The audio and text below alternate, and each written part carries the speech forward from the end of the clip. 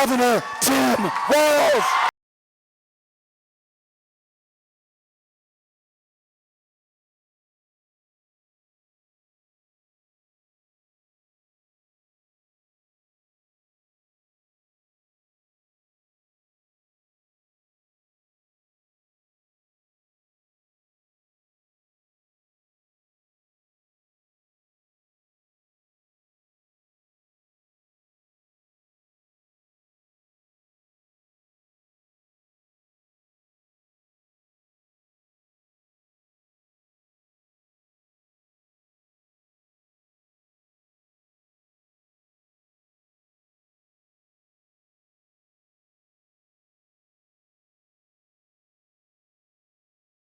Hello, Texas!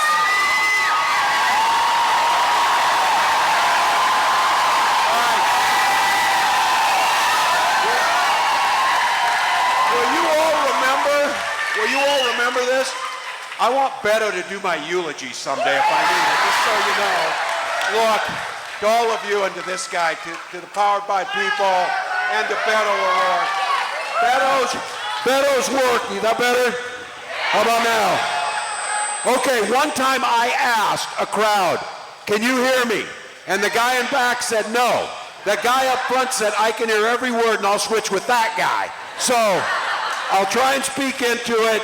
Look, we're in a great space. I gotta say something though with Beto O'Rourke. I was serving in Congress for a couple terms and a new congressman comes from El Paso. When folks go to Congress, the first thing they all do is they fight really hard to be on committees, the big committees like Energy and Commerce and Appropriations. And no one wants to be on. They want to talk about it, but very few people choose and fight to be on Veterans Affairs. You know why they do that? Because if you're on those other committees, there's all kinds of PAX dollars from people coming in. You know who the lobbyists are for the veterans? The Paralyzed Veterans of America, the DAV, the VFW, the Legion. And Beto O'Rourke not only chose to be on there, he became the leading voice, bipartisanly, to advocate for veterans' mental health and suicide prevention and help pass the Clay-Hunt suicide prevention. Commissioner McCoy, thank you for your voice, to all the elected officials. And look, to each of you, you're here for a simple reason. You love your country. You love it so damn much, you drove in Houston traffic at rush hour to come to this event. That's commitment. That's commitment. And I also say this, you love the freedom and the freedom of speech and what the First Amendment gives you, the right to petition your government for redress of grievances. Now, everybody says they love freedom. The other side does it, and they hang flags off their cars and everything else because they love freedom. Well, so do we, but I think we define it differently. When we're talking about we love freedom, we mean everybody's freedom. Everybody. Because when you're talking that you love freedom, but you don't want to extend it to others, you don't really love freedom. What you love is privilege. That's what you're talking about. You love privilege. So you're here tonight to do the most basic, and I would argue, one of the most patriotic things, voice your experiences about what you want to see in your government. Now look, I'm not here to personally attack the member of Congress from this district.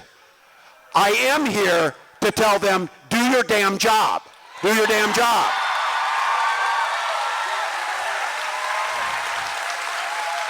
And their job, a couple of things. Their job is not to defend the policies of Donald Trump, it's to give voice to the people of this congressional district. Simple as that.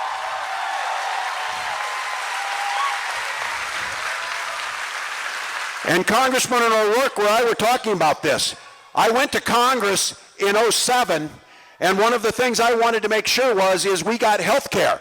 And the big debates over the ACA happened in 2009. And the Tea Party arose. And I held town halls for 3 hours where people expressed their frustrations, and I took them. They were there to kick my ass. That's what they wanted to do, some of them. But I stood there and answered their questions because I proudly supported expansion of health care, and I was willing to defend it. I was willing to defend it. So we're going to take your questions. This is for you. I'm here because I have a megaphone or a platform, and I'm handing it to the people. I got asked, who's the head of the Democratic Party? And Fox News went with this and ran because they said, you know what he said? He said the people are the head of the Democratic Party. Yes. Yes. Yes. So your member of Congress could stand right here on a Thursday night where the Astros just won 3-1, I saw. Twins are down 4-2 to the Cardinals, but it's early, so we'll see. But look, he could stand here, and some of you would stand up and say, why are you defunding the Department of Education that will put my child who's on an IEP and a 504 plan at risk? Why are you doing that? Why are you doing that? Or why are you okay with Elon Musk attacking Social Security? But look, he has said he supports these. He's voted accordingly. It is not asking too much. If you're proud of these votes, stand in front of people and ask them. And what I've always found is, when I did those town halls, people who disagreed wanted to be heard. And they want you to look them in the eye and tell you why you voted for that. Because it's what we do in this country. And we're going to have to get back to this, and we're turning it into the questions. I just got asked, why are you in Texas doing this? And look, I'm out here doing this because if we would have won in November, we wouldn't be in this goddamn mess. We wouldn't be in this mess. But we didn't. We didn't. We didn't. And that's on me. And I said, we didn't get it done. I'll own it. But what do you think? We're not going to quit. We weren't running to win an election. You don't win elections so you can bank political capital and win another election. You win elections so you can burn that capital and improve lives, especially those who don't have a voice. That's what you do. So when asked why I'm here, I'm going to critique this. I did a little 90-day Eras tour this fall that you saw, and I went to the same 7 states over and over and over and over. Now, I'm not a fan of the Electoral College by any means, for numerous reasons.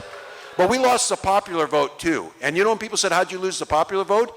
Because people in states that didn't get visited or don't care said, what damn difference does it make? They're getting all of Texas's electoral votes. Doesn't make any difference.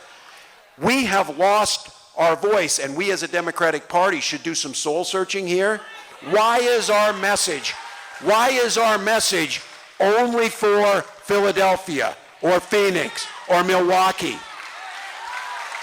And if we start deciding we're going to use an algorithm to decide how we're going to win elections, how about we just be proud of our policies, take it everywhere, and we will win the damn election on that.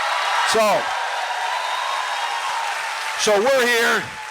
My friend invited me. Beto just keeps working at it. And we talked about we've got to get out there. And if you want to have answers, they keep asking the elected officials, what do you think you need to do to win? Well, if they knew, we would have freaking won. We would have won. But we didn't. But you know who does? People who are standing up and saying, these policies are hurting my family. These policies are doing this. You need to be doing this. So we're going to take a bunch of questions. I will try, and I am not known for like finishing quickly, but I will because I want to get through a bunch. But I would ask all of you when we get to the end, I'm a 4th grade teacher. We'll do popcorn on this. I'd like it, those people know, you know popcorn, we're going to go around. But why this is going on tonight, the question I'm asking is, and we don't just talk, we shouldn't just be talking about what things are. What does it look like? And I said I started doing these town halls because I heard the primal scream of Americans saying, God damn it, do something. Do something about this. And I'm asking you, think about this as you're sitting here tonight. What does something look like? What do you want to see? What do you think are the ideas to organize? Because there's folks out here doing it. And I got elected to Congress in a congressional district that had one Democrat since 1892. And the reason that I ended up winning that district was Howard Dean. Remember Howard Dean, Governor Dean? Howard Dean said, we need a 50-state strategy and we can't ignore a single congressional district. Because of that, my Republican district, farm district in southern Minnesota, people put money into it and we won that seat and we held it for 12 years. So the same thing needs to happen here. I just have to tell you, this tour too is, to be very candid, good for my soul. Look, it would be easy to check out. It would be easy to be cynical. It would be easy to fall into the depression of seeing the crap that's around us every day. But that's not the character. I certainly know it's not for Minnesotans. For Christ's sakes, it's going to snow Sunday in Minnesota. We're tough. We're tough. Texans have a reputation for being tough. And by the way, before I do I'm going to do my street cred for some of the young people here. Back in the late 1900s, 1980s, I lived over there at Westheimer in the Southwest Freeway. And went to U of H, and because it's Texas, I had to take 6 hours of Texas history. I know, for a Minnesotan, I know way too much about the Battle of San Jacinto. Way too much. So, but I know the heart of this state, and the reason I was at the U of H, because the people of Texas invested, and I could go to the U of H for $144 a year. Made it affordable for everyone. And the questions we're going to come to tonight is, we're going to have to figure out how to get, I'm a geographer too, and the person I'm most pissed off of in the world is whatever a-hole created that red-blue map to try and divide America by red-blue, because we know in all those areas, there's people across the spectrum. And we need to start seeing this country again as everyone matters, our voices matter, we're together. So let's do a town hall. Let's go.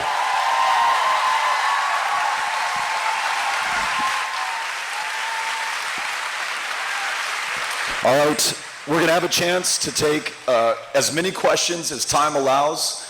If you can pose your question succinctly, this mic might be too loud, but if you could pose your question succinctly, the governor, and if there's something from a Texas perspective I can add, I will answer them as succinctly as we can, get as many voices into this. Yeah. There were some questions that were submitted ahead of time by people who RSVP'd, and then we're just going to ask some from anybody who holds a hand up after we've gotten through this list. First name, Brittany Cooington. Is Brittany Cooington here, and can we get her a microphone? All right, we've got Brittany right here.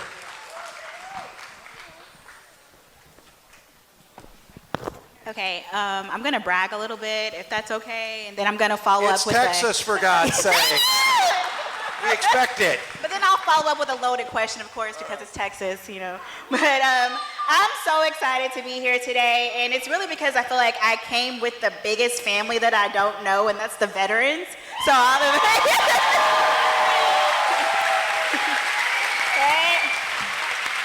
and I am a proud United States Air Force veteran from Dallas, Texas. And I'm very honored to be here today and pose this question to you on behalf of my people. All right, so with over 1.5 million veterans living in Texas, we are not a monolith, and I believe that has been made very clear by the eclectic representation that we have here today, to put it nicely. But we're obviously very concerned about the cuts at the VA and their potential impact on the veterans' health care. But more than just that, we're more than just veterans. We are the community. We're union members. I'm on a union meeting call right now. We're union members, we're women, we're non-binary, we're federal employees, we have disabilities, we are caretakers for those with disabilities, and we are a part of the LGBTQ plus community. Hell yeah. And all of that while living in marginalized communities ourselves. So here's a question. How do you believe that we can build our multifaceted identity into a cohesive and effective opposition movement against the current administration and their attacks? Yeah, no, for sure. Well, thank you. Beto, you can join in on this. We've got a lot of commonality here. I was very proud. We both served on that House Veterans Affairs Committee. I had the opportunity and the honor of serving as the ranking member. And I think Beto would say at the time we were there, it was incredibly bipartisan too on working together, that there was that commitment. Now look, anybody in elected office, and I watch these folks, they all tell you how much they love veterans. Well, talk is cheap. And if you're not following through, and what we're witnessing right now is I would like to tell you it's surprising, but it's not, because the goal for a long time amongst this segment of folks is to privatize the VA healthcare system. And it's for several, and I tell you this, I represent the state that's ranked first in healthcare. I'm home to the Mayo Clinic. We're proud of that. We're proud of that.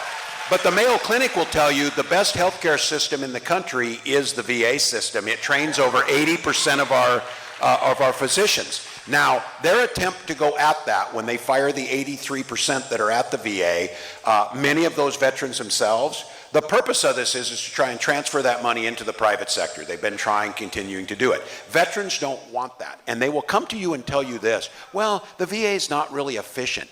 You know, in the private sector, they bill you and the doctor sees you for 15-minute increments. You know when you go see your doctor and they're kicking you out the door as quickly as possible? We actually were in a hearing where one of our colleagues said, did you know some VA doctors are spending up to 40 minutes with their patients? Yeah, that's what we want. That's what we want. And when we started pushing back on that, they caved and we were able to get the funding we needed. And the reason for it is they know that the American people stand firmly with our veterans. They stand firmly with them. So I've always said, and in Minnesota, I'm proud of this. We're going to become the 5th state that eliminates veterans homelessness. We have 218 veterans still to house, and we'll get that done. But the lessons we learned there in talking about building a broader coalition, you know who's standing with us to make sure we get veterans homelessness completed is the advocates for eliminating childhood homelessness and then families. And I think for many of us, these policies that are good for veterans are good for everyone else. The veterans are incredible messengers for it because we know they gave, but I've said this as a veteran myself. I'm proud of that work, but I'm also proud I spent years in the high school classroom. Nurses are proud they spent time in those emergency rooms. Our skilled trades are proud that they built this country. Our small business owners are. These folks have done a wonderful job to try and segment us, and when you say that, and this warms my heart, I'm a veteran, I'm a labor member, I'm an activist, I'm part of a community. That's all of us. Don't let them take our identity and pigeonhole us because they use it to divide. So, speak up. Great answer. The thing that gets me about veterans like yourself is you served once in uniform. You came back to this community and you served again, yes, day in and day out, yes, though you don't wear the uniform right now, presently.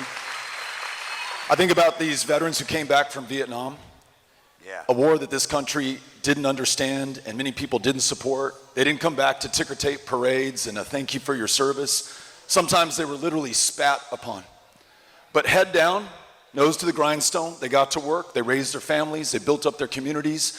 They made this country the great place that it is today. And what gets me about these Vietnam era veterans, Tim and I, on that Veteran Affairs Committee, they were first in line to stand up for the Gulf War veterans, the Afghanistan veterans, yes, the Iraq veterans. Yes. They wanted to make sure that what happened to them never happened to another generation again. So President Trump, you are fucking with the wrong group of Americans right now, okay? Amen. Amen. Let's go to, next question is coming from Sammy Frey from Rice University. Yay! Let's go Owls. All right, do we have Sammy? Okay, hey. They got a mic? We got a mic for him? There we go. We need the mic on. Can you hear me?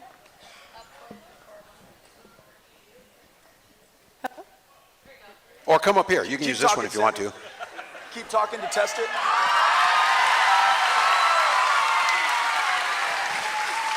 All right, so my name is Sammy. I'm a student at Rice, and I just wanted to thank you both so much for taking the time to speak with us. It means so much to have both of you stand so firmly in support of democratic values when it seems like kind of the world is crumbling around us. You both are figures of support, and it means more than you'll ever know.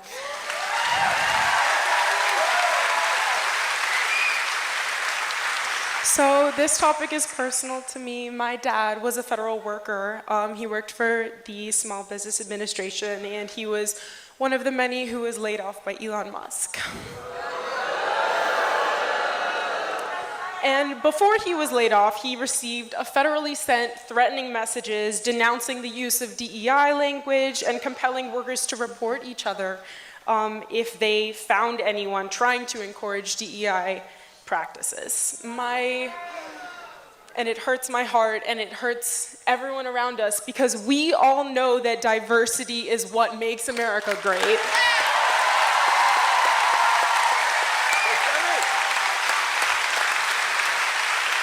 So, I know you told me not to ramble, but my question is, how do we speak about and plan for the inclusivity and diversity of opinion that we need to rebuild this country when those terms are being so demonized by the people holding power right now?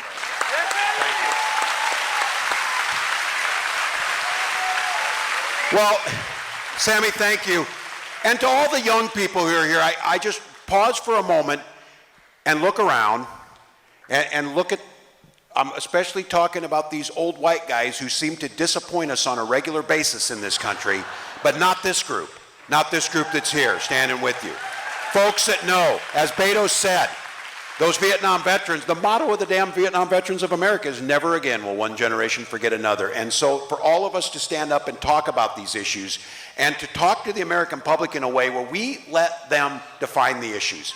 And I watched this happen on the campaign. I thought for sure when Donald Trump was bragging about folks in Springfield eating cats and dogs, that would be the end. It was not. It was not, because we let them define the message. So let's be very clear, segueing from that last question. One of the groups that has benefited greatly by us understanding that diversity, equity, and inclusion and having policies around that were veterans themselves for hiring. Veterans are a part of the group when the federal government hires people based on that. The rest of it is, as we all know, in Minnesota, pretty white, pretty cold, much like you see in the northern hemisphere, northern states, population going down, 70% of our workforce over the next 20 years is going to come from communities of color. Our very existence depends on diversity, equity, and inclusion.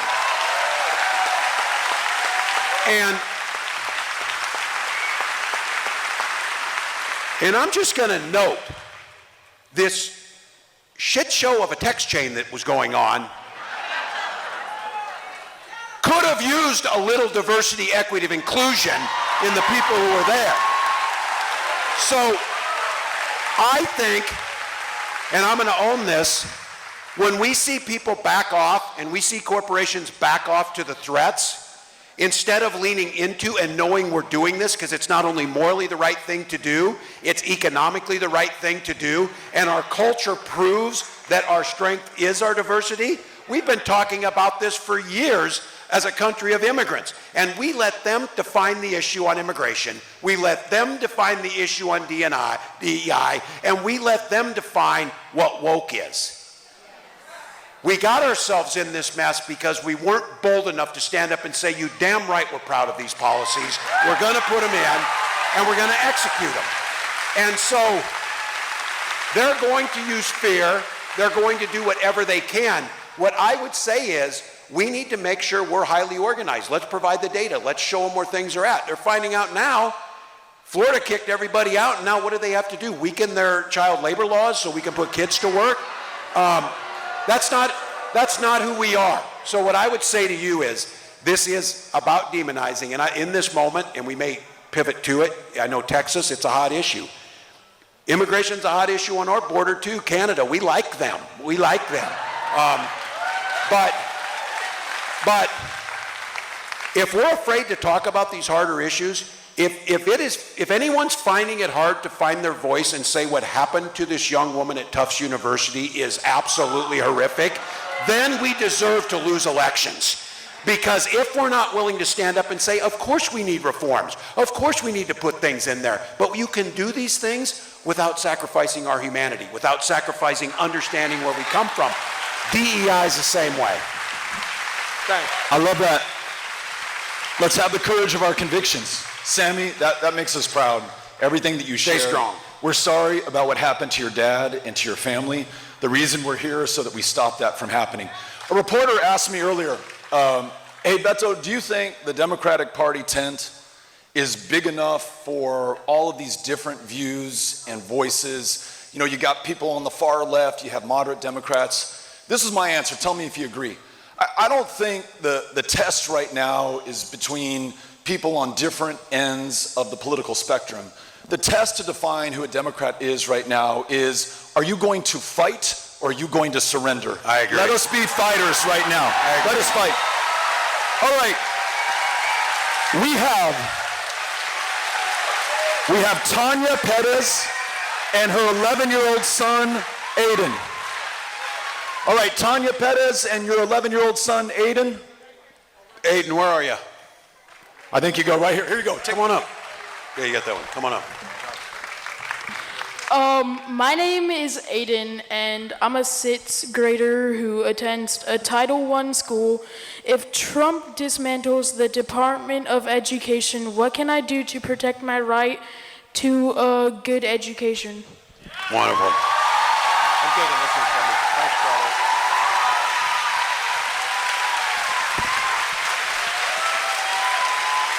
Well,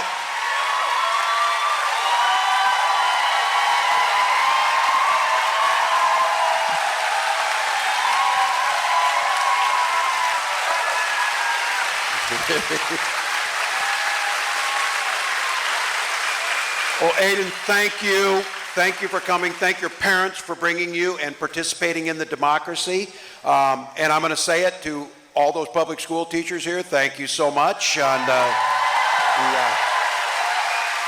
to the parents of public school teachers, to those of us who went to public schools, look, the public schools are the great American contribution. It's also the great American stepping stone. It's the ladder. And just to be clear, it's happening across the country. It happened to Iowa, which, by the way, we as Minnesotans fight with Iowa a lot. You know, it's one of the things we do. But the one thing, I'll take no slander against Iowa's education system as it used to be, but that is gone now because they have voucherized. They're losing teachers. They're underfunding. Now, what Aiden's asking about, it's a Title I school. You all know how this is. What we decided was, and look, I'm going to own this. Democrats have done a poor job of telling the American public what the Department of Education actually does. Admit it. All of you are out there, and if you're not in education, you're like, well, I'm kind of wondering it. I know I'm for it. Because they allowed people to say, well, I saw people go on TV, we need to give back control of the curriculum to the states. They already have it. We need to give the power to hire the teachers and their licensure back to the states. Already have it. Well, we need to have the states fund most of it through property taxes in some states. Other states do more with giving it from the state itself, from the general fund. But the real purpose and the great thing the Department of Education did was it ensured that no matter your zip code, your race, your socioeconomic background, wherever you lived in this country, we were going to guarantee you an equal quality education. And just because you're a northern state doesn't mean that you escaped some of this. We all know things like Brown versus Board of Education or troopers escorting Ruby Bridges into the schoolroom is because left to their own devices, states won't give an equal education to every student. And so when they come at Title I, they're going at the schools where people need more. or they're going for many of you in here, like my family. My son is protected under IDEA, Individuals with Disability and Education Act, which the new secretary didn't even know what it was. This is the guarantee that no matter what your disability is, we will guarantee you access to that classroom and access to a quality education. Now, for my son, he's got an individual education plan, an IEP, and his teachers get extra help, and the federal government gives extra money to those schools like Title I, so they're able to educate the children. And so now they're telling us it's okay. The states will handle this. Look, we need to call it what it is. This is a move back to segregating our schools and eliminating some of our kids from the classroom. So the thing we do here is we make damn sure, and we're going to make sure, look, Beto does this, what I love about him. He speaks right from the hip. I do too. Sometimes it gets me into trouble. And somebody said, do you regret? Well, you know, you always regret a few things. What I don't regret is calling Elon Musk a dipshit. I do not regret that. I do not regret that. And this guy, for all of you, how do we make the case for the taxpayers of Texas who sent their money to the Department of Education to make sure we had equal access across this country? How are we not framing this up that Donald Trump is defunding America to give tax cuts to the very people who are cutting these programs? It's that simple. So Aiden, our commitment's always been there, and I guarantee you 80 to 85% of the public is 100% with us on this. Every child in America should be guaranteed a quality education. Thank you. Thank you. Good job, Aiden. And Tim, we want to make sure that we let him know this and want to remind everybody here, in addition to these cuts to the Department of Education that Aiden was just talking about, in Texas, the governor has proposed a voucher bill that will drain the already meager resources from our public schools, our public school educators. Tim, in Texas, odds are, if you're a public school teacher, you're not working one job, you're working 2 jobs, you're working 3 jobs just to make ends meet. After going decades for retired teachers not getting a cost of living adjustment in the state of Texas, and to add insult to injury, they want to take $1 billion of our tax dollars, send them from private schools and taxpayers just like us to private school families who are already sending their kids to these institutions right now.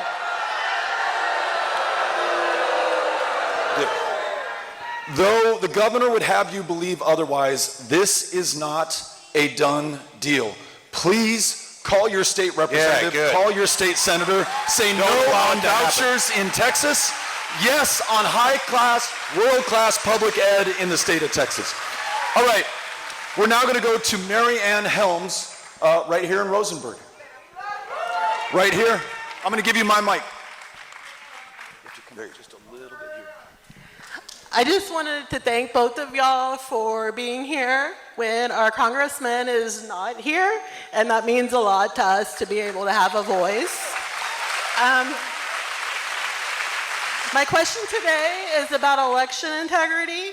I hope that y'all have seen the reports from cybersecurity experts that they've released analyses of election data out of Clark County, Nevada, that show some pretty convincing evidence of election tampering. My biggest fear is that we're not going to make it to the midterms. So what can we do to make sure, A, that the midterms actually happen, and B, that they're free of fraud? Yeah. Thank you for asking. Well, this one's the core. We saw just recently Donald Trump's executive order to make it more difficult, specifically to women, trying to make it more difficult for women to be able to vote. We see one of the first things they do is try and restrict the vote. This is one of the things, though, that this is going to take power to the streets. And look, I don't know what the answer is on this, but I've been saying this. I think we need a shadow government, so when all these things come up every single day, we've got an alternate press conference telling the truth about what things are happening, telling what's going on.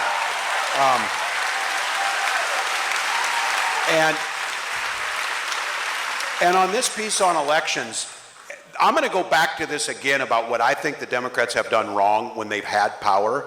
I think we've been timid. I think we tried to cut deals. Look at Barack Obama came in 2008. He had a 75% approval rating, not 44 like we see now. He had the House, he had the Senate. Well, the Republicans didn't have any charismatic leader to push back. They had John Boehner and Mitch McConnell. And they stopped everything. And they slowed everything down. And they made a difference. And so I think there's a lot of Democrats who are saying, well, when you get power, it doesn't get any better. So I thought we had an opportunity to pass the John Lewis Voting Rights Act when we had that control, and we didn't do it, which we should have done. I thought we should have passed Employee Free Choice Act to make it easier to form a union when we had the opportunity. But what I learned from that was when we in Minnesota in 2022 got the trifecta for the first time in decades, we had the governor, the House, and the Senate, and we had it by one vote. You know what you call a one-vote majority? A majority. And that's what you do. And so we passed, in Minnesota, we have automatic voter registration for everybody in the state. Starting at 16. 17-year-olds can work as election judges and get into the system to know what they're doing. We restored felon voting rights so everyone could vote. We extended early voting and vote by mail. And we did that not so Democrats could win elections, so that we could honor our Constitution and understanding voting is the heart of what we do. And so we have to get back out again, make the case to the American people that that sacred right of voting, if you're Democrat, Republican, Independent, whatever it is, we need to protect it, starting at the state level, and then make the case when we have power, we should have passed the John Lewis Voting Rights Act so that they couldn't be doing some of this, and that's what we need to do. Thank you for this question. I'm going to brag on Fort Bend for a second. You know, I mentioned that courthouse in Appomattox and the price that this country paid, the hundreds of thousands of young Americans who gave their lives to defeat the Confederacy, the institution of slavery, to ensure that we actually lived up to our foundational principle, that we're all created equal and that we will be treated equal under the law. Right here in Fort Bend County, following the Civil War, the first African American ever elected to the position of sheriff in the United States of America was right here in this community. Good story. Most of the offices of public trust won fairly, democratically, legally by African Americans who for the first time in American history had the opportunity to vie for these positions of power. They did an extraordinary job until the sun set on our democracy. People looked away and then they just completely turned their backs on the South and those who were literally fighting not just for the right to vote and hold office, but for their very lives. You all probably know about the Jaybird War. The Jaybird primary, which was a whites-only primary within the Democratic Party that excluded every African American, that devolved into political violence with assassinations across Fort Bend County in the 1880s. It comes up to the federal government. At that time, the pro-democracy party was the Republicans. To Tim's point, they had the White House, they had the House, they had the Senate. In 1890, they had their version of the John Lewis Voting Rights Act. It passed the House, it gets to the Senate, it is held up on a filibuster. The Republican president decides to make other deals with Southern senators, and they end a multiracial democracy in America that we will not see again until the first president from the state of Texas, Lyndon Baines Johnson, in 1965, signs the Voting Rights Act. So let me bring this full circle. That Voting Rights Act stands the test of time, decade in, decade out. There's a legislator from this community, member of Congress, maybe you've heard of her, Barbara Jordan. She, in the 1970s, reauthorizes the Voting Rights Act to include language minorities. Those U.S. citizens who don't speak English but are picking the food that ends up on your fucking table at night, they should be able to read the ballot and vote and hold office too. And because of her, they did. 1980s, 1990s, 2000s, clear sailing. The arc of justice bends in exactly the way that we want it to. It just happens, right? Progress is inevitable and forever. And then in 2013, in a Supreme Court decision, Shelby versus Holder, the majority in their infinite wisdom said, you know what? I guess we don't have a problem with racism in America, or people in political office hoarding power to the detriment of the powerless. So we'll strike down the Voting Rights Act of 1965. Ruth Bader Ginsburg, in her scorching dissent, says, you know what? That's like being in a rainstorm, and that fucking umbrella has kept you dry year after year after year, and so you say, you know what? I'm gonna put it away. Well, folks, we have been soaked every single day since 2013. Texas, the worst voter ID law in the country. Texas closed 700 polling places. Where did they close them? In the fastest growing black and brown neighborhoods in the state of Texas. Texas, 13% rejection on mail-in ballots. You see that in banana republics. You do not see it in modern democracies, but you see it in Texas. So listen. This is the question of the hour, because if we do not save our democracy, and if we do not get one back in the state of Texas, every other thing that we care about becomes impossible. Amen. So look, one of the criticisms, one of the digs on our party is, you guys are great at protesting, at marching, at holding rallies, at bringing celebrities out and getting everybody all jazzed. You suck at building political power. Amen. Well, let's change that right now, okay? Here's what I'm asking you. Yeah. I know it's not 2026, I know it's not 2028, I know we don't have candidates on the ballot, but there is work to be done. The folks who are in the high visibility yellow vests are not construction workers, or they may be in their day jobs, but they are powered by people who will sign you up.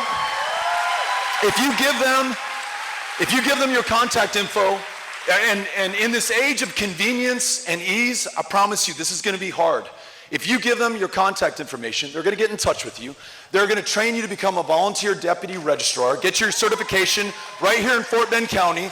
They're going to go with you to the places where unregistered, likely Democrats are, get them on the rolls, stay in touch with them, turn them out so that we can fight back and win that election. We will not win if we begin the work in 2026, That's right. but we will if we do it in March of 2025. You with me?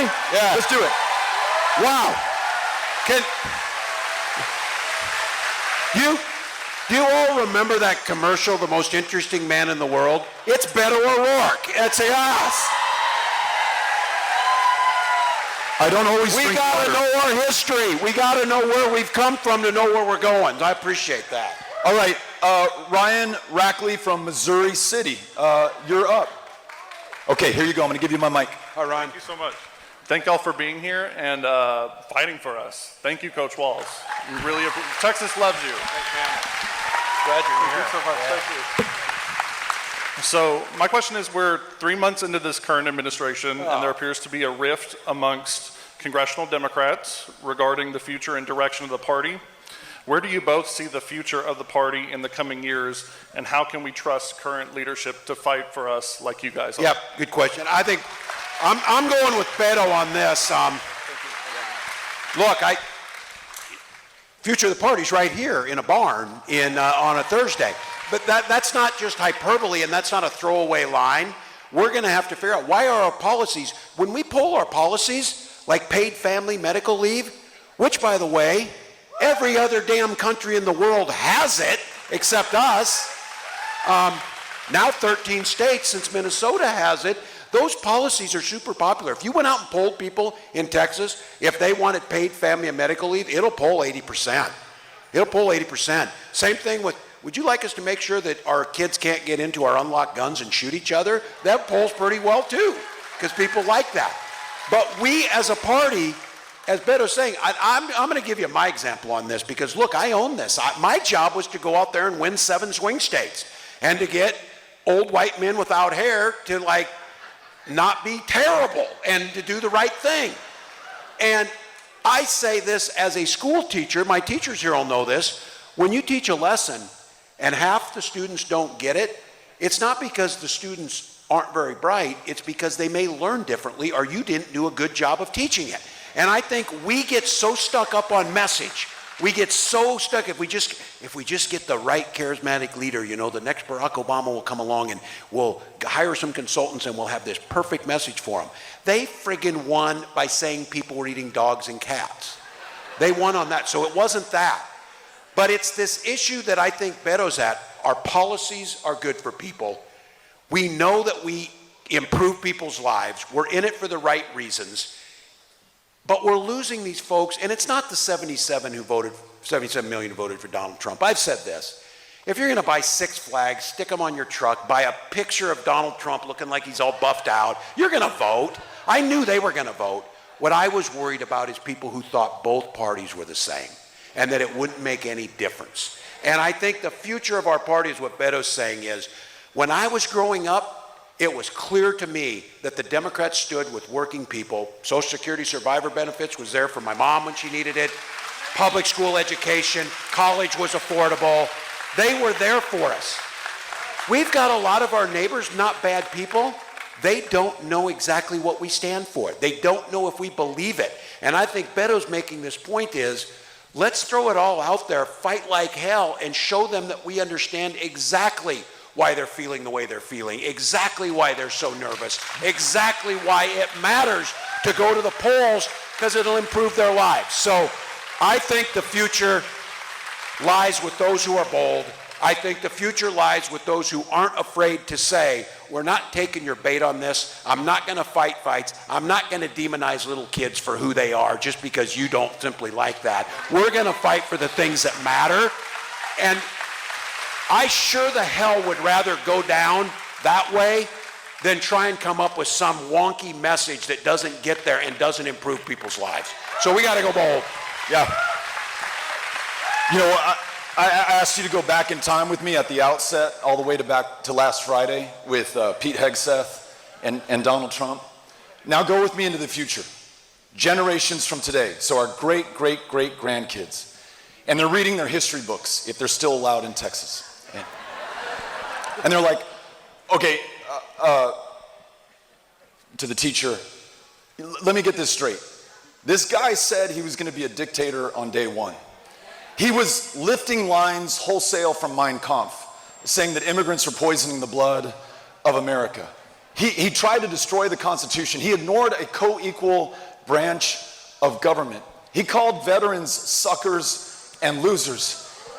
He defied a federal judge's order, precipitated a constitutional crisis. What did you guys do? What did the people of America in 2025 do? So the line in the sand, it has been drawn. It is very clear what we're up against. You all are students of history. I mean, you go back to the first democracy in the Greek Peninsula 2,500 years ago. Go back to the Roman Republic. Go back to the Weimar Republic in the 1920s and the 1930s. While you're twiddling your thumbs and playing nice and trying to be bipartisan, they are killing your fucking country and taking away your democracy. So we are either going to fight or we are going to surrender, and I plan on fighting. That's right. That's right. Let's do it. Amen. All right. We have Carol Roach from Sugar Land. Where is Carol? Here comes Carol. Carol is wearing a Harris. Thank you for that shirt. Walz shirt right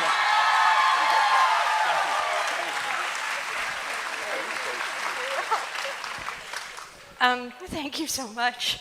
I am Carol, and I am the mother of 2 children, amongst many other things. And my youngest actually has Down syndrome, so she's technically disabled. And I have had to educate myself on things like the IEPs that you mentioned earlier. Yeah. We did early childhood intervention to help get her some of her services that she needed. And I am very discouraged by all the attacks on all the services that I'm very upset about all the attacks on all the types of departments that offer services to not only disabled children, but also when they're adults, things like Medicaid, Medicare, Social Security, disability, you know, the Department of Education, and making sure that my child will get an equal education to everybody. And so my question is, what do we do now to support those people who may be losing access to these things very shortly? And what is the plan to rebuild should we get the chance, those programs? Well, there are several really good points in here. Carol, first of all, thank you for sharing. Thank you for trusting us with your story. And look, don't underestimate, and you're hearing this, the power of story and what Beto's talking about, the time to fight now. There's going to be a real push, and I was saying this, that he gave you the history on this. The road to those authoritarian regimes is littered with people telling you you're overreacting. You're overreacting. You're not. You're not overreacting. So start with that. You're not overreacting. And then telling the stories that are real and that matter to people. And we need to start using language better. Shame on any one of us again if we ever use the word entitlement when we're talking about these programs like Social Security. They are not entitlement programs. We pay into them. They return money back to us. And we have made a decision in our society that you can't do it all yourself. You know, these people, they're all apparently self-made men. You know, they did it themselves. They had no one else help them. They built all their own damn roads. They built all their own water treatment plants. They did anything. And then they want to say anything you do as community is socialism. Well, the fact is we have determined, and this is what we need to call them on. That's why your congressman should be standing here and listening to Carol and say, why was he okay when he answered a question coming out from the press when they said, are you okay with the cuts to Medicare and Medicaid? And he said, yeah, I'm fine with them. What that means is he is making a determination that we long ago agreed that we're kind of in this together. And but by the grace of God goes each and every one of us. And the money that we put in makes sure that each one of us gets those services we need. And we are not doing a good enough job of telling the stories of why they matter to each and every one of us. Why, again, if you're a billionaire, you don't give one shit if you get a Social Security check, because you don't need one. It's the same thing.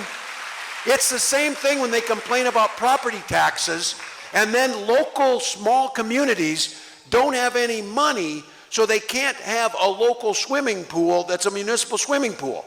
Well, if you've got one in your backyard, you don't give a damn about the municipal swimming pool. This whole thing about selfishness and about, again, if you're talking about school vouchers, that is a tax giveaway to the wealthy who are already getting it. Talk about nothing else. Doesn't do anything else. So we as Democrats have to use our language better. We have to tell the stories of why this impacts people. And then we have to make the case, by the way, for our economic growth. Okay, they're complaining that we're spending money on early childhood education. For every dollar you spend on early childhood education, you get $12 back into the economy. $12 back. For everything that we teach a child like Carol's child or my child, that they're able to be more self-sufficient when they get out of school, they're able to then pay their taxes and be part of society. Not only do they live a high-quality life, it makes things work better. And we've allowed them to make this pitch that it's about the wealthy are creating all these jobs and we can't tax them or whatever. I'm just saying this, maybe you knew this. He's brighter than I am. He might have known this. When I got to Congress, I went through my first year. You go in there and they give you, they do that in-processing briefing, and they said, well, you're gonna have to recognize many of you are gonna take a pay cut. And I'm sitting there as a public school teacher saying, my God, this is 4 times more money than I've ever seen. But I got to August and my check went up.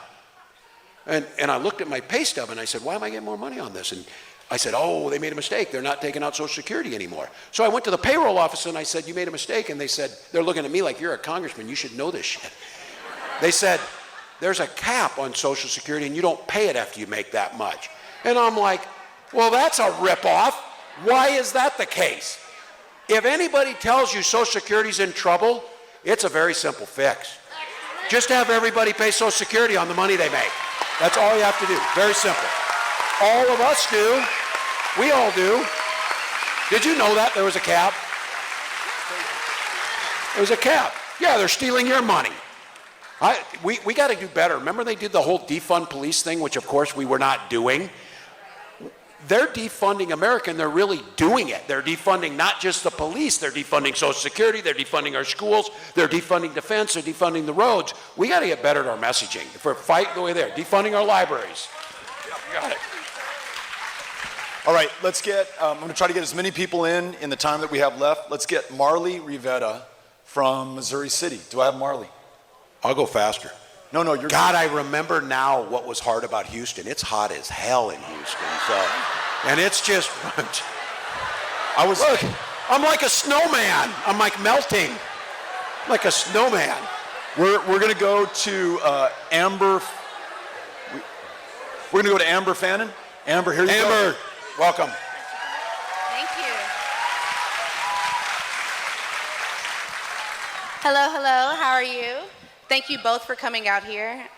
I just want to say it's surreal. I watched you at the DNC as a national delegate, and now I'm sitting here and talking to you today. It's amazing. Little background about myself. I am from Harris County. I'm a VDR. I started... Hey. As a VDR, I started in Jefferson County, which is rural Texas. I went to Lamar University, go Cards. And so this is my question for you all. How does the party plan to return to its roots of advocating for working class? In Texas, rural communities have been largely neglected. What is the plan to engage and support them besides the town halls that we're having today? Yeah, no, that's right. Thank you. Good job. Well, again, the National Party serves a purpose, but that's not the leadership. They're not going to come save us, but they do have the resources. And we were talking about this earlier. When we fight these 7 swing state presidential elections, no money goes to the other states, which means there's no money for the local party, there's no money for the local congressional candidate, there's no money for the local school board member, whatever it would be. We bled them dry, and over the years, Republicans went out and won all of these local seats. They won all of this, and they invested. So I said, look, they always say it's not always about the money. Sometimes it sure is. And we need to make sure that we're funding our parties in our states. We need to make sure that local control and decisions are being made, and that we're supporting them in the ways that we think, that they think, the local folks did, that we can win these elections. And I think, again, Beto's been talking about it all night. He's got me believing as I think about this. We have got to somehow figure out why 80 million Americans stayed home. Many of them middle-class folks who thought that Donald Trump and Elon Musk and the rest of this circus was going to be better for them. How did that happen?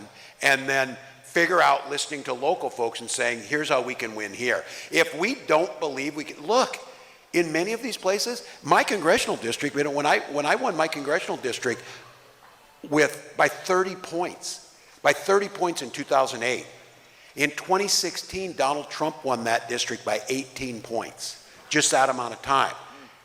So I would say to all of you is, don't write these places off. Don't write any corner of America off, any congressional district. Give them the resources, help train the candidates, do things like Powered by People that get people engaged, and just decide.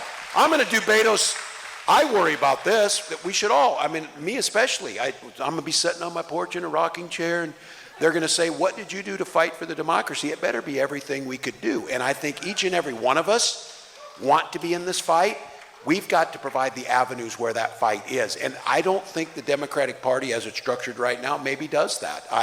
Just by the way, we are not Democrats in Minnesota. We formed 2 parties. We are Democrats, Farmer, Labor Party. And I think that gets a little closer to where we should be, a little closer on the labor. So, yeah. How many of you have been to Dalhart, Texas? I don't believe you, but that's more people than live in Dalhart, Texas are raising their hands. Tim, it's at the very top of the panhandle. It is so red, you can see it glowing from outer space when you're orbiting Earth. It's like a 95% Trump. It's very Republican. But to Tim's point, I don't give credit to the Republican Party so much, nor do I blame the people of Dalhart, but it's Democrats who frankly, present company excluded, stopped showing up and fighting for the people that they purported to serve and represent. Let's be honest with ourselves. For too long, if you were black, if you were brown, Democrats said, you know what, I already got their votes. It's in the bank. I'm not going to show up and listen to them. I could care less. If you're white and you're rural, you know what, we're never going to win there. I'm not going to show up there either. I'm just going to hope demographically that this state grows, and I keep banking on these things, and my account gets so large that ultimately we have a majority. The stupidest fucking strategy ever invented in the world. It is. I don't know who came up with it, but we're not buying it. I call somebody that I met while I was campaigning in Dalhart, and you all know, and you got sick of me saying we went to every one of the 254 counties, right, in 2018, tried to do it again in 22. And I said, hey, I was calling when they were having the wildfires up there. Is everybody okay? Tell me how you guys are doing. And then we started talking politics. I said, what are folks talking about in Dalhart? Check this out. Number one issue, public ed. He said, our public schools, that's the economic lifeline. It's the largest employer in Dalhart, Texas. It's the source of pride. Friday night lights, right?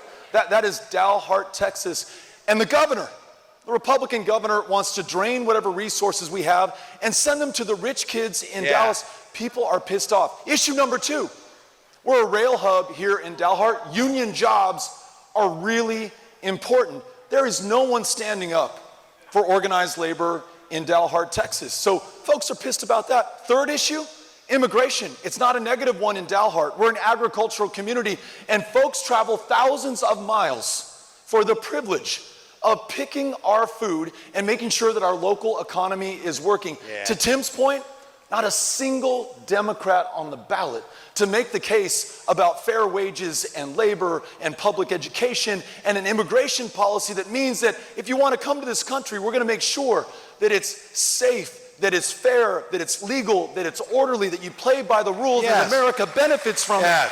We have to fight on every front, in every district, in every single part of this state.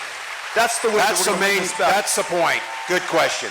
Okay, we're coming up, and Tim, if you have time, we've got one more submitted question, and then I asked Aisha, so no pressure, to pick someone from the audience that's raising their hand. We'll just try and go. I think, Beto, if I could, on some of it. If folks just want to, maybe not even a question, just say, here's what you should be doing. Here's what I think. Just fast, we can get through more people. Let's do this. We've got one more prepared that someone submitted. It's James Michael Robinson. That's the last one, and then we're going to follow Tim's lead on this. You have James Michael Robinson? Here we go. I'm going to give you the mic. You're pretty happy about that win, aren't you? Thank you for coming here tonight, gentlemen. As a retiree, as a veteran, as a recent I'm now on Social Security for the first time, and about to go on Medicare. I've been very concerned, but I want to say tonight, for the first time since November, there's a glimmer of hope.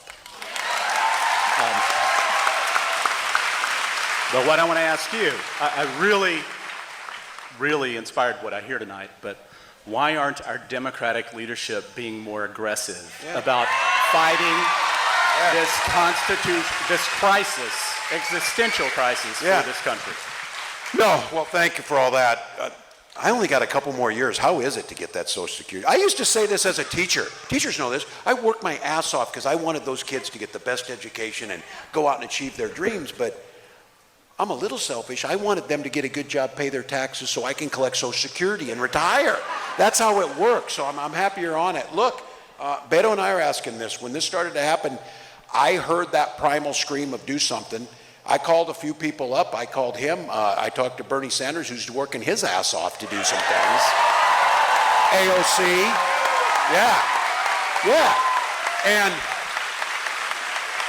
And we get to decide what the party looks like. We get to decide what the future looks like. And I don't have the answer. Look, I know where my place is. I got an 18-year-old, Gus, and I'm with Gus out there. And I'm having one of those dad talks with him.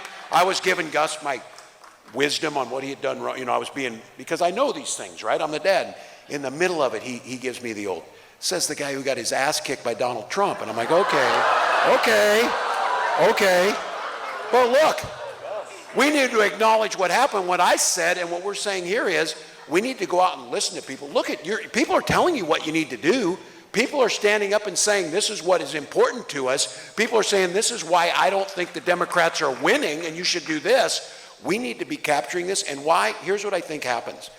Beto was there, I was in Congress for 12 years, and we said that we were proud to be there. Both of us said we'd rather eat glass than be there now, so that's true.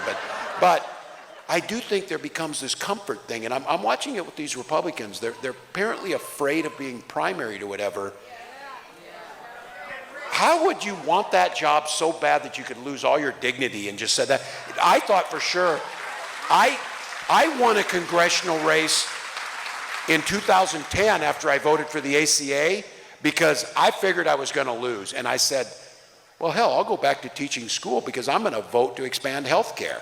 And at the time in 2010, I thought the ACA was going to be the thing that fixed all. Let's all be very candid. Let's not just keep working on fixing the ACA. Let's get universal health care for everyone and get a better job. But I won that race with 47% of the vote, third-party candidate, drained off votes, who I became best friends with, thank God, type of thing. But look, I think people get fat and happy a little bit. I'm not going to criticize and their strategy in this. Look, we all know a government shutdown would have been painful, but this isn't painful. This is painful, and it's going to get worse. So I would just say, I'm not going to criticize, but what I would say is, the folks who are willing what Beto's saying, let's just vote people in who are going to fight their ass off. Let's just vote they're going to go, and let's just win these elections. Yeah. The arguments that Schumer was making for, he first told us he was going to fight this thing and stick with Democrats. Every single Democrat in the House, except for one, stood together because they understood that unity was the only leverage that we have at this moment of truth, at this unparalleled crisis, at least in our lifetimes as Americans. Chuck Schumer said he was going to stick with him. And then for some reason, he capitulates, he caves, and he surrenders. And listen, if it were normal times, and any time before now is normal by comparison, right? When Tim and I voted against every government shutdown. Ted Cruz shut down the government in 2013 and 2014 because he wanted to take away health care. Of course I voted against that. How stupid, how dumb, how destructive to our country. If these were normal times, okay, maybe I get the logic from Schumer. That's it. But to the governor's point, this is literally the crisis, not of our generation, but the crisis since the Civil War tore this country apart.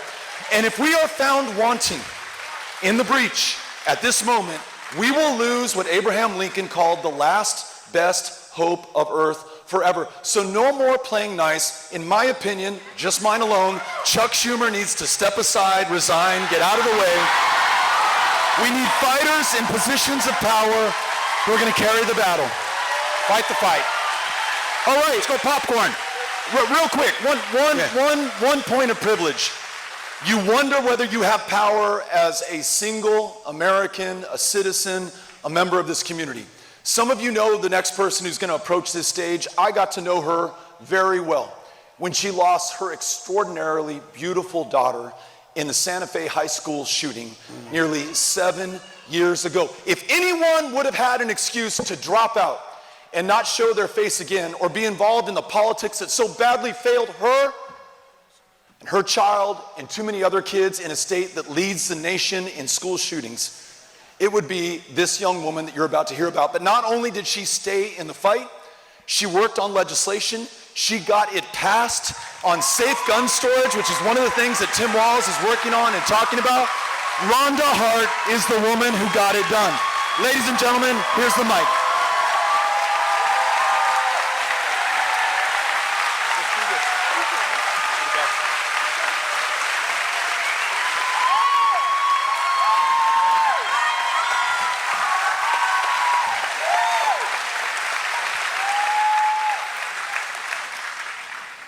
Thank you, Beto. So as Beto said, my daughter died under Donald Trump's watch in 2018. And there was no way in hell that I was going to vote for him again. But as a gun violence survivor, I was watching the debates and watching your messaging, and watching all Democrat messaging under a microscope. And I need it to be stronger. I need to hear the words, ban AR-15. If anybody sees my blue Jeep out there with my custom plates that say ban AR-15, that's me. So I'm speaking on behalf of the Uvalde families and the Santa Fe families. We need stronger messaging from Democrats across the nation on ending gun violence. It's the #1 killer of children across the country. Thank you.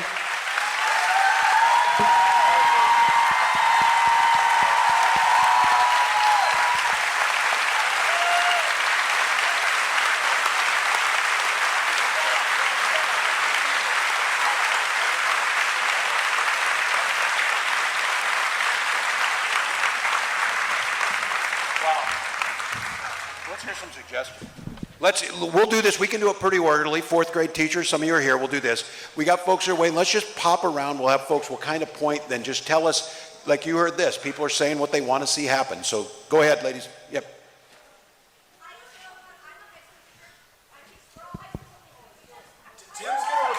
Yeah, I'll repeat the question. High school teacher. They can do whatever the hell they want because they're already in heaven. They already get in. So what do you have?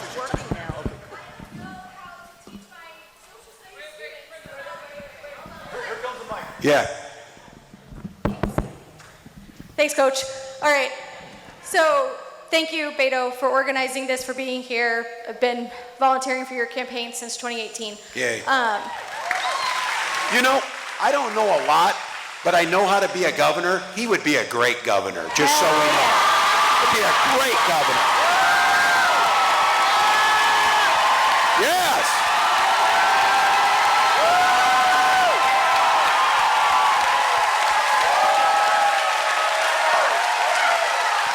Yeah. And Mr. Walz, I have to say, you're on my bucket list of 2 Minnesotans to meet, you and Sharon McMahon. Oh, she's the best. Governors! I will tell. But I don't know how to look at my students' faces and explain to them checks and balances, how the government worked, and say, but kidding, not right now. It's kind of demoralizing. I feel like I'm doing the work. I helped organize a bipartisan PAC for our school board to try to get vouchers out of our school board. Wow. I'm on the ground, I'm doing it, but I walk in to my state representative's office. He has a helmet for my high school sitting on his wall, but he won't talk to me. Our congressman Take his job. What are...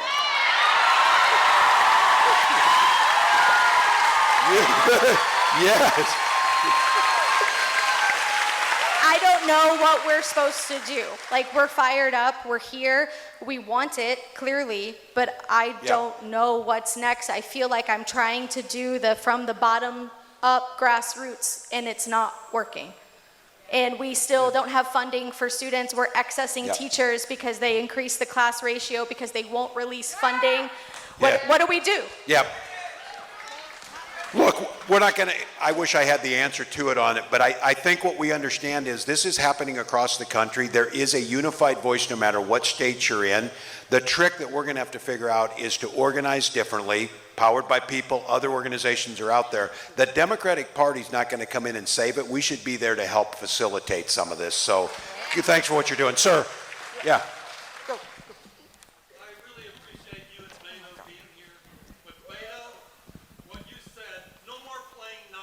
Yeah.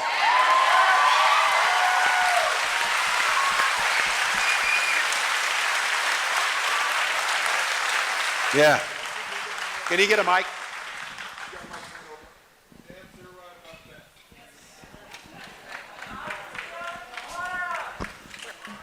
I'm so tired of seeing a bulldozer wreck what we have. I never thought at this age I'd be dealing with these criminals in office. Amen. And I think strategizing about what we're going to do as Democrats or as citizens at the most is an important thing. But my God, we need a boycott. We need more than this. We need a national boycott. We need to walk I'm with out. this guy. I'm with this guy on the national strike. I've had enough of this stuff. The Europeans know how to do it. This has been nothing but It's normalizing. The media does nothing. I've been watching Cliff Catt, a comedian, standing up to what's going on. I appreciate what you two have done. Tim, it's been great seeing you. It's just great Thanks for being having here. me. And Beto, I've seen you and how close you came to being governor. Wonderful.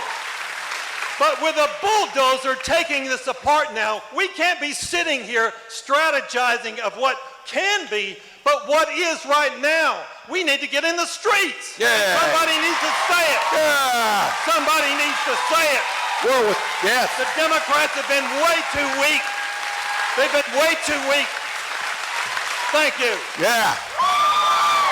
I love it. Yeah. There is a national day of action. It is planned for April 5th. There are more than 500 events organized around the country. You can go to the website handsoff2025.com. You can sign up for the nearest one here. If there's not one in your neighborhood, we expect you to start the one in your neighborhood Yeah. to make sure everyone's organized. April 5, Hands Off 2025. Don't wait for some leader who is elected. Just lead like you're doing. Just go. Just go. Yeah. All right, you got one right here. All right. Hi, thanks so much for coming. My name's Eric. I am a founding board member of Trans Rollers United, a completely trans and non-binary roller derby team.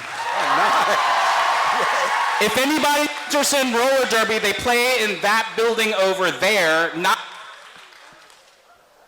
But I've been unemployed since June of last year. And I've applied to 800 different jobs in the last 9 months. And with the executive order on gender in the workplace, it's been really difficult to try and decide. So I'm a social media manager, so my life is out there, by the way. Get us in. Here we go. Hey, well, look, it's cold in Minnesota. But we have protections and we're a sanctuary state for folks, who they are, so just so you know. I've seen your Facebook ads telling us to move to Minnesota. That's correct. The cold isn't bad, you didn't. But it's overblown. What's your advice to trying to... Yeah. Well, look, this is this... You see it, that they try and demonize, they try and take a segment of our population. Let's be very clear here. What the trans community is asking for is simple, basic human rights. And that's a very simple thing. It's a very simple thing. And when we start negotiating that is when we get into trouble. And so I think the biggest thing is that the states are going to be the protections on this now. I'm sorry for that, and I didn't come down here to poach teachers and things like that, but I've been telling our biggest companies or whatever, why would you locate into states where women are criminalized for their own health care, why somebody's identity is that? At some point, like this gentleman, we need to make them pay with their money. We need to make them pay economically. So I would just say, this is going to be a rough row. I think for all the rest of us, to be clear on this, just be standing up. And I go back to what I said in the beginning. If you're not for freedom for everyone, then you're for privilege. And why do we let them define rights like a pie? If somebody gets a slice of that pie of freedom, you don't lose some because they're not a goddamn pie. They're human rights, and it's not that hard. So keep fighting. All right. Got one? You guys waiting in? We got veterans. Yes, sir. Yay.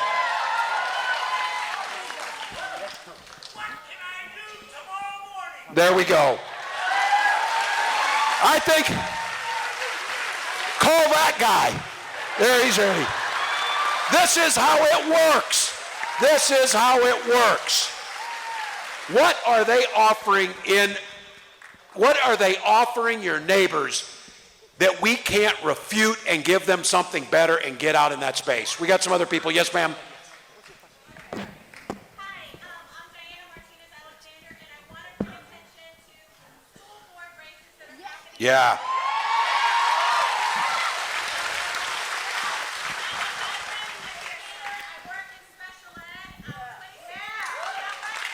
All right, everybody, let's give it one.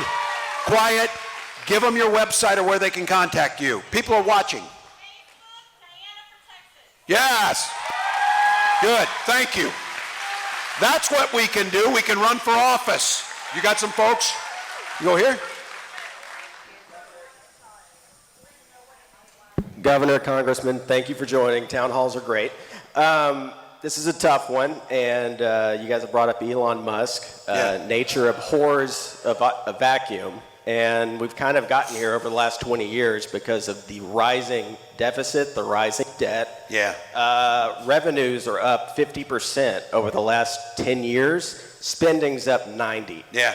80% of the budget comes from Social Security, Medicaid, Medicare, the defense, and interest on the debt.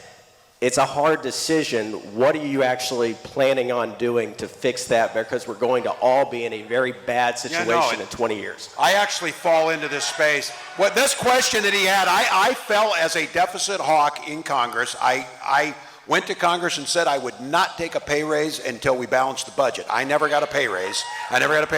But making the case on this, here's the issue. States are required to balance their budgets. States are able to do this. The issue that we're going to have on this is that they've got us into the position on Social Security. I would make the case one of the biggest fixes to that long-term debt is to just raise that cap on Social Security benefits. That's one that's there. Let's have a conversation, and just to be clear, cutting USAID is going to mean we're going to have to spend more on weapons because we're weakening our soft power. We're weakening our ability across the country, more strategic. And I do agree, I am in this camp. If we as Democrats ignore long-term debt, if we ignore inefficiencies in government, we end up buying them. You can be progressive and ask for agencies to deliver and then hold them accountable and deliver the services. Because when we don't, we get in a situation like this that our neighbors think what Musk is doing is actually saving money. He's not. So I think asking this hard question of ourselves, I know in Minnesota, we simply balance the budget. I've had to make hard decisions. We've had to pull back on some of the spending in areas that I care deeply about. But we have a rule that what we will do is we will protect the most vulnerable first, and we will protect the gains that we've made. And that's the way that we should approach it nationally. All right. But go clear to the back. Yeah, go to the back.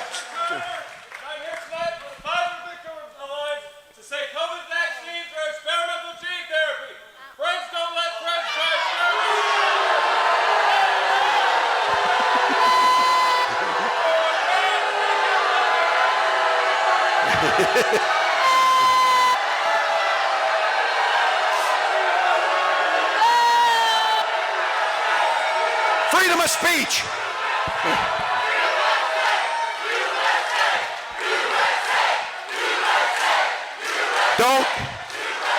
Don't get measles. Do not get measles. That's what we want. Gentlemen in the back, clear in the back. Yeah. Yeah, you can holler. I'll hear it. We're just trying to go fast.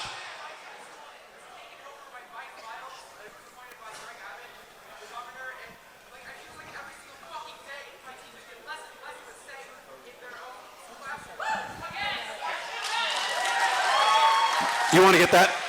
We don't have to, give him that. Yeah, thanks for sticking up for him. Yeah, great question. The state takeover of a school district here in Houston, HISD, local control out the window. Of all of the thousands of school districts in the state of Texas, how did they pick this one, right? Maybe related to, of all the places that you would want to close down polling places, not only the fastest growing black and brown neighborhoods, but college campuses right now. What are you afraid of those who are in positions of power? Why don't you trust the voters and taxpayers and parents and educators to make their own decisions? If you believe in freedom, To the governor's point, it is freedom and liberty and democracy for each and every single one of us. How do we fix this? There is no shortcut. First things first, let's get behind great school board candidates who can serve as trustees on these institutions. Elections coming up soon. Second, we got to register and talk to the voters who can make a difference in this election. If you want to be a VDR, not easy work, but you want to walk the talk, sign up with Powered by People, we will put you to work. And then third, we have got to win political power statewide in the state of Texas to protect public education, a woman's right to choose, raise the minimum wage, legalize marijuana once and for all, protect veterans who put their lives on the line. Only by winning elections can we get that done. We legalize cannabis and the winners are better. I'll tell you that. She's got a Beto shirt on. They get to ask a question. Yeah, go. Yes. Tammy Reed, school board. Katie ISD. Good.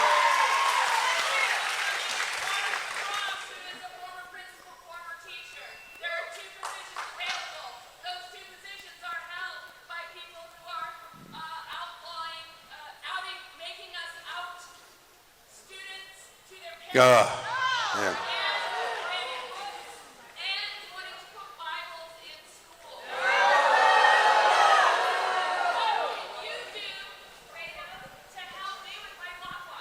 You are on live to thousands of people. You know, here was a message in Minnesota. You know something that was super popular? In Minnesota, we passed a law that every child gets breakfast and lunch every single day for free. And here's your message. While these folks are banning books, we're banning hunger. So take it and run and make the case. So we got a cavalry hat. We're going.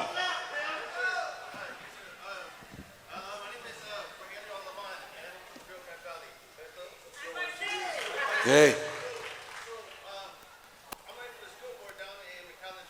Yeah.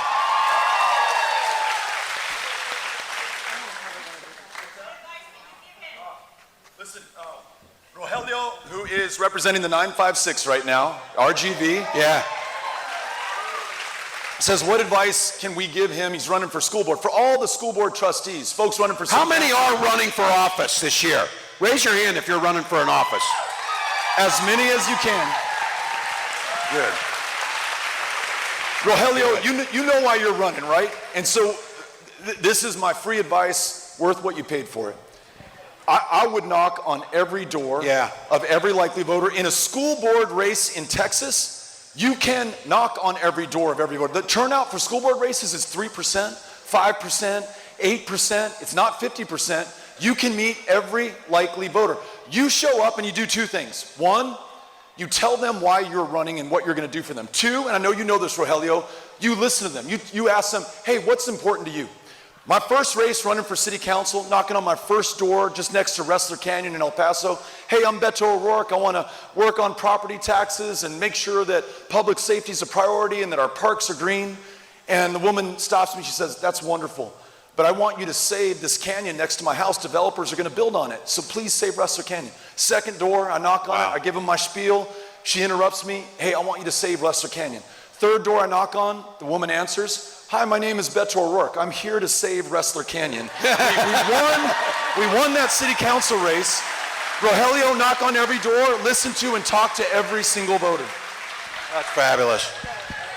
Let's do a couple more. Yes, ma'am. Right in the middle.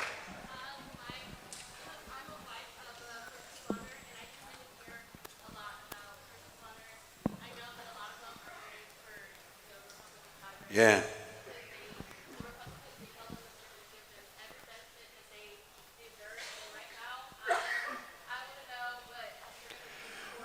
Yeah.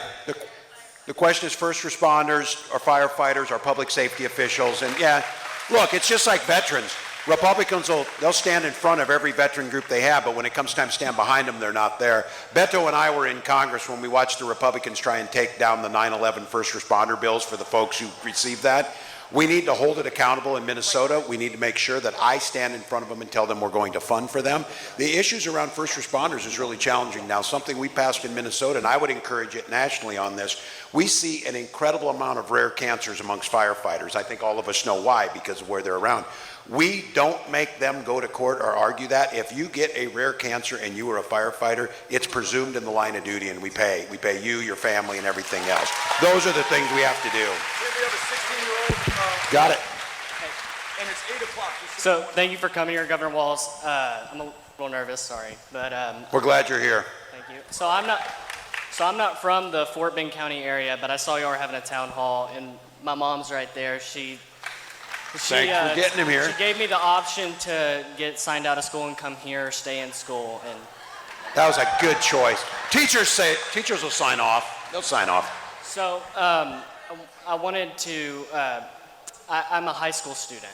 I'm a sophomore. I'm 16 years old. I'll be able to vote in the next midterm. Yeah. And the Democrats want to figure out how do we get the youth in politics. Well, I have a suggestion. Good. If we think back to December right after the election, our excellent representative, Alexandria Ocasio-Cortez, she was running against Jerry Connolly for the oversight chair, and Jerry Connolly won out of seniority. And if there's anything that pisses high schoolers off, it is seniority. That is so. This is a good point. So if we really want to get them active in politics, we really have got to stop with seniority and give it to the most deserving candidates. Yeah, thanks. Beto, remember I lost one of those races. I lost one of those races in Congress, but I eventually got the seat because a person who beat me went to federal prison. Remember that? True story. True story. So, look, not only can you vote next time, you could also run here at some point too. So come up, let's take a picture. Let's take a selfie. Come up here. Yeah.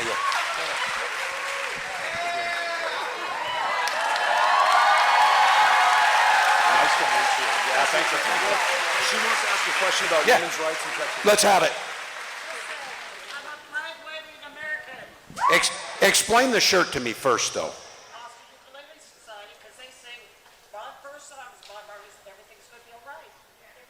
All right, there you go. Thank you.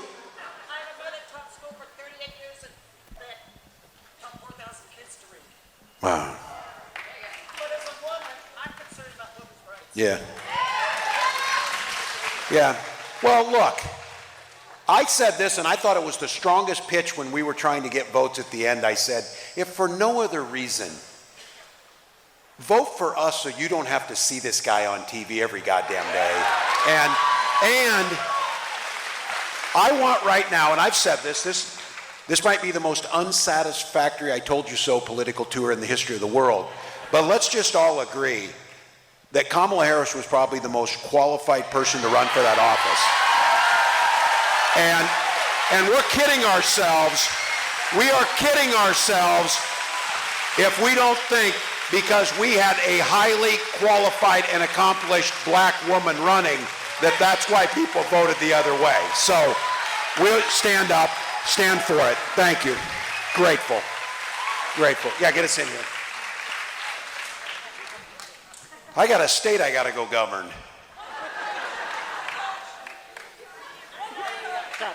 But I think we can stay a few more minutes. I know we had you here. You've been here a long time, but if you want to stay a little longer, let's go. Let's hear a few more folks. So, yes, ma'am. We'll go there.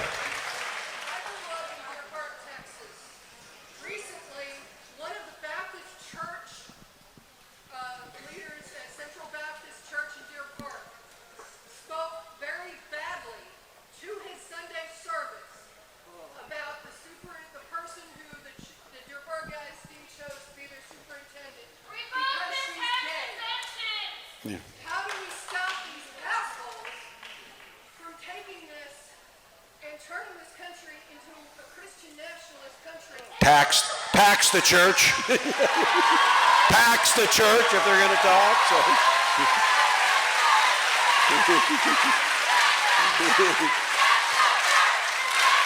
Oh, you're worried. This is a big deal here. Yeah. You know, The governor may not know this, but there are no campaign finance rules in the state of Texas. The governor of the state of Texas can, and he did, take a $6 million check from one billionaire Christian nationalist donor, and you wonder why he has such a hard-on to privatize public education.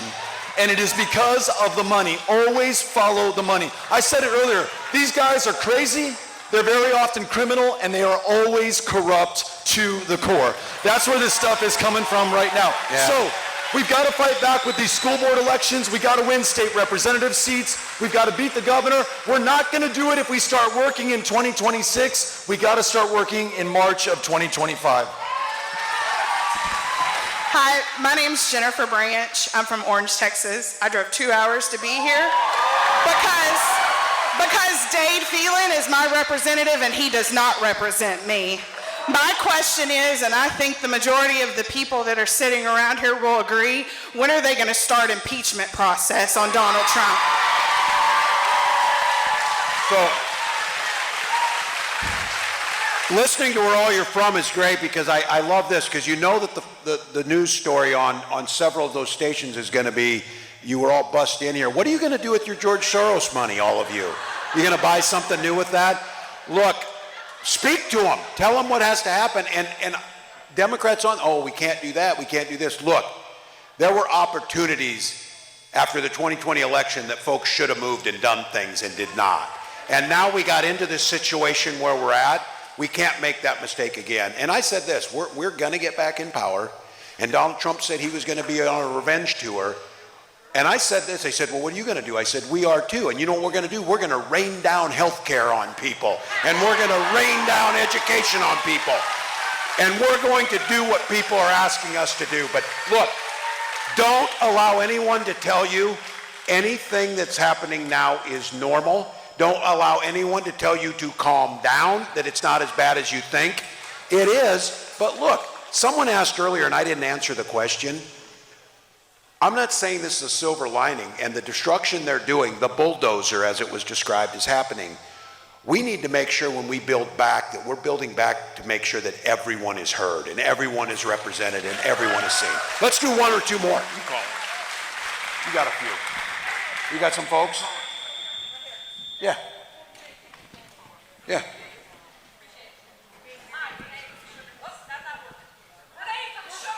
Yeah. Which was founded by one of the Koch brothers, Yeah. so it's not a left-wing think tank. Yeah.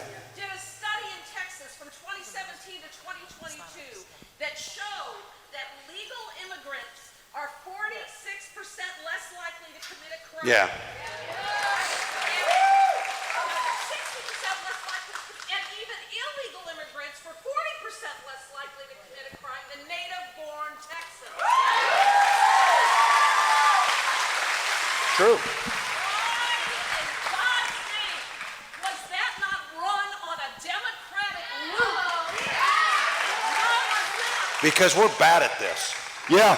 So this is the thing. You know, if you think that elections are won on policy, do you think the crazy shit that Donald Trump said would have polled well? Invading Greenland, taking over Panama, making Canada the 51st state of America, decimating Social Security, Medicare, and none of this shit is popular. The one thing that he showed is that he's crazy enough to believe what he's saying and to see it through. Democrats who support every popular issue in this country, including this one on immigration, have, present company excluded, they've shrunk from every single fight in front. Oh shit, is immigration gonna be on? Well, maybe I just won't talk about it and it will go away. Maybe I just won't visit the border and nobody will notice. Maybe I just won't do anything for the people who have come here and made America great by their very presence. Well, listen, we are gonna stand up and fight for all of us, including the immigrants. El Paso, Texas, my hometown. One of, if not the safest cities in America, not despite, but because it is a city of immigrants who have chosen to make their stand in this country. Houston, Texas, the most diverse city in the United States of America. And we are so fucking proud of it. And we're gonna lead. We are going to lead on these issues. Voters smell fear, they smell weakness, and they smelled it in our party when we didn't stand up and fight for the people that we believe in, the people that we've historically served and protected, and did not have the courage of our convictions. No more, folks. I agree. The defining line as our party is you fight or you surrender. We are going to be a We party got to go of into fighters. those spaces. We're going to do it. You want to go one? Yeah, go. We got to go. Catch a plane. We fight propaganda by telling the truth. That's the question here. When we don't fight it, let me just tell you one quick thing, point of privilege. When we don't fight it, and you have this guy in the highest position of power in the land, and he keeps talking about invasions, and he describes people as though they were animals, that's his word, as dumb beasts, and he treats them that way. He puts them in cages, like you would put a dog or a wild animal that you were about to put down, but it's a human fucking being. When he says this, when he's at a rally in Florida in 2019 and he says, folks, what are we going to do about this invasion? And folks, at that rally, someone yells out, shoot them. And everybody laughs and Donald Trump smiles. Months later, one of our fellow Texans drove with his AK-47 from Allen, Texas, 600 miles to El Paso, showed up in my hometown of August that year, walked into a Walmart in full battle gear, with hundreds of rounds and started shooting people. He told cops afterwards when he was arrested, he said, I came to kill Mexicans. I came to repel the invasion that I was warned about. That's not just on Donald Trump. That's not just on that terrorist who came in and killed all of those people in my hometown. That is, to your point, on each and every single one of us who did not stand up to be counted at our moment of truth for this counting. So let us not make that same mistake again. We are going to fight for one another. We're going to do it every single day. Yes. Hi, Beto. Hi, Coach Walz. My name is Maha. I am born and raised in Fort Bend, live in Sugar Land. Shout out my Sugar Land people. Lived here my whole life, and I am a first-generation Pakistani Muslim American. Thank you. I spent this entire election cycle running around my community trying to get as many people as I can to vote for you, to vote for Kamala, and one thing that was really difficult to overcome was Gaza. It is such a difficult situation, and it is so painful to our community. And yes, and I agree. What I wished we felt from your campaign was just emotional honesty. And when I talk to people and I explain to them that there is a difference between the two of you, there is. The running theme was, I can't feel that. Yeah. And so my question is, do you feel like the obsession of decorum was the downfall of the Democratic Party this election cycle? And how can you, as an elected official, convince your colleagues to be a little bit more emotionally honest? Also, Beto, you need to run for governor again. Well, this is what Beto is just explaining. People understand that when you get caught in the middle and you try and message something instead of trying to just state where you're at. I've gone that issue for years. I did it as a congressman. I did it as someone who taught global culture studies. And look, when we left the city of Dearborn, basically so that Donald Trump could go there and speak, is it any surprise that people voted the other way? And I think if we're not learning from those lessons, and I said, I own all these, because I'll go back to this again, had we won that damn election, we wouldn't have to be having this. But I also would attest you all on this. Do you think that had we won this election, that they wouldn't be in the streets? You don't think they would have been screaming about everything, that energy? You know it. You know it. So I hear you. Acknowledge it. And I think if we fail to learn these lessons, it's going to get pretty dark. And again, not for candidates. It's going to get dark for the most vulnerable. So, all right. Sir, you've been waiting a while. Yeah. Yeah. Oh, look into that. Sure. Why are you wearing a coat down here is what I want to know. So. You've been here a while. Yeah, no, I think the one thing I want to say, there's so many issues. Yeah. How's that? There you go.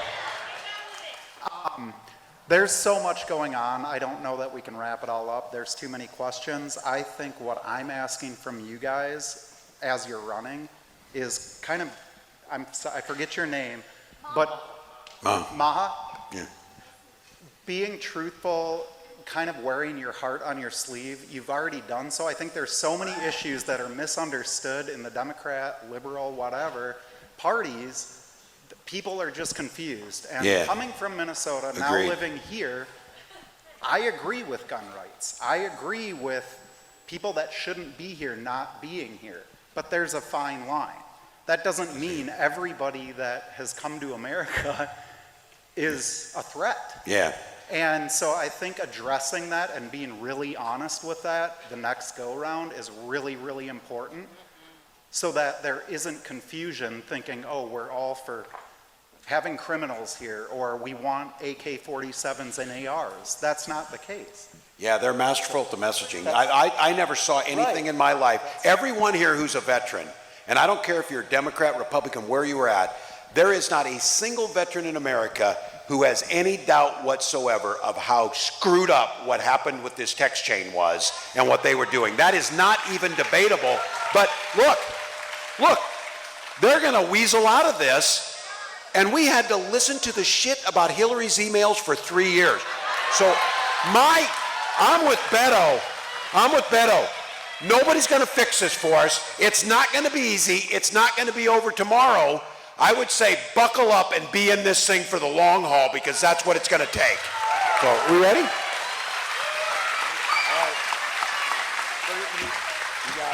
I'm gonna just do a quick housekeeping deal, and then we're gonna ask Governor Walz to make some closing remarks. First of all, I cannot thank you enough. I feel exactly the same way Tim does. This makes me far more hopeful right now than when I woke up this morning, to know that you would come out, that you would be in this fight, that we are in this moment of truth. I have faith that we're gonna come through. I can't see the path. I don't know how long or how hard it will be, but I know the company with whom I travel, and we could not have picked better people to be here tonight for the long haul for this fight, so thank you. We are gonna be tempted along the way to despair. As bad as it has been over the 3 months, let's be honest with ourselves. With both houses of Congress, with the Supreme Court, with all of the oligarchs, the billionaires, the tech bros, the White House itself, they have unparalleled power. We have never seen this before in American history, and we know from past practice who they are going to train their wrath on. It will be the most vulnerable. It'll be people right here in this community. It'll be people who in some cases will not be able to survive it. We have to be there for them and for one another. And we have to resist the temptation to despair. There are gonna be days when you say, fuck it, I give up, I give in, I guess this thing is over, I'm just too tired to fight anymore. Remember this, action is the antidote to despair, and it is the key to victory.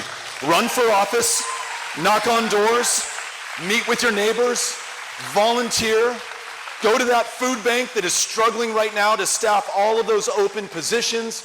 You show up at the airports when they're trying to deport people. The next immigrant student that they abduct at the University of Houston, like they just did at Tufts, like they just did at Columbia, they're gonna do it here. You know it's only a matter of time, not if, but when. We stand up for her, and we make sure that those who are dragging her off are identified, that she is afforded due process, that we fight for her, and we keep her here because she's gonna make this country better by her very presence. Do not give up. Do not give in. Do not go quietly into this darkness right now. Let us stand and fight. Are we doing pictures back here? After the governor's remarks, he has generously agreed to stay for a little while for anyone who would like to take a picture with him. I recommend you do it and get up here. So allow him to make these remarks, and then if we'd form a civil but fighting line right up here to get to the governor, he'll take a picture with you. So with that, Governor Walz, closing comments. Well, you've been here, it's a long night, you got work tomorrow. Again, I'm gonna say this on behalf of myself, thank you. This is good for the soul. And I'm with Beto. Look, I'm an eternal optimist. I supervised that damn lunchroom for over a decade, and I'm optimistic. We in Minnesotans, we walk on water 6 months out of the year. We are optimistic people. But Beto's right. We're in the fight. It's going to be a long one. But we are folks here who have the resources to come out on a Thursday night, to spend time, to drive here. We've got folks who don't know who we are, who don't know who to trust, and their lives are being put at risk. This is noble work. Those who came before us did it. This is our time. So thank you all. Texas, you're the best. You're the best. We're the guys.